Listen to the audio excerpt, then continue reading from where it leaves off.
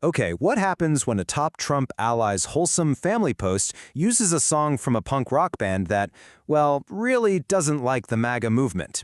You get some serious social media cringe, and we are going to break it all down. But first, do me a favor and smash that subscribe button.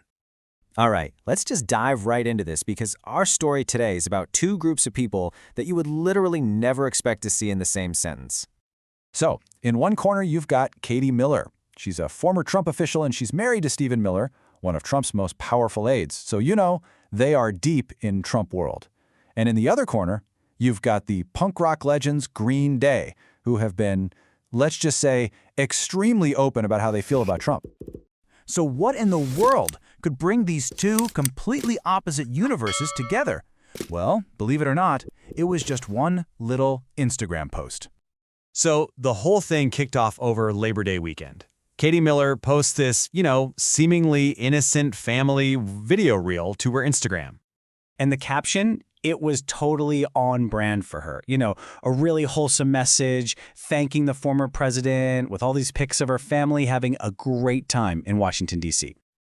I mean, on the surface, it's just your standard look at my happy family post. Nothing to see here, right? Wrong. So wrong. Because the real story here wasn't in the photos. It was in the music she chose to go with it. And that choice, oh boy, it created a massive contradiction that people picked up on instantly. So, what was the song she picked for her very pro-Trump family video? Any guesses?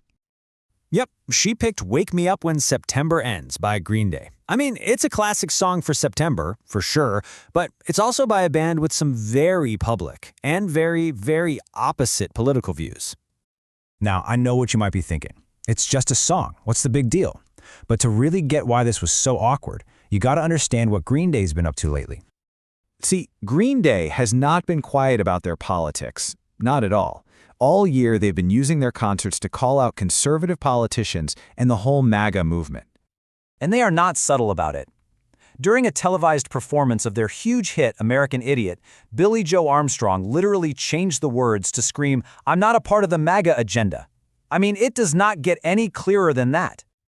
And they didn't stop there. In another song, they swapped out a lyric just to take a direct shot at Vice President J.D. Vance.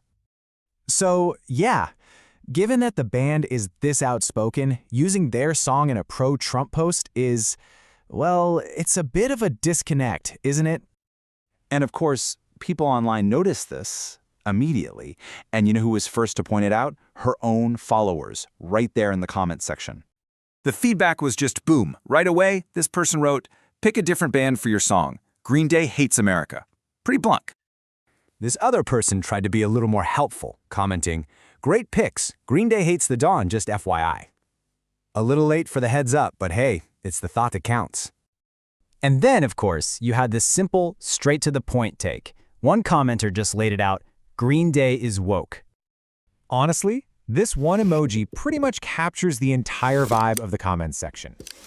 So what's the big takeaway here? It just goes to show how much politics and pop culture are totally tangled up these days. The song you pick for your Instagram post can send a message you didn't even mean to send. So maybe the lesson is, always check the artist's politics before you post.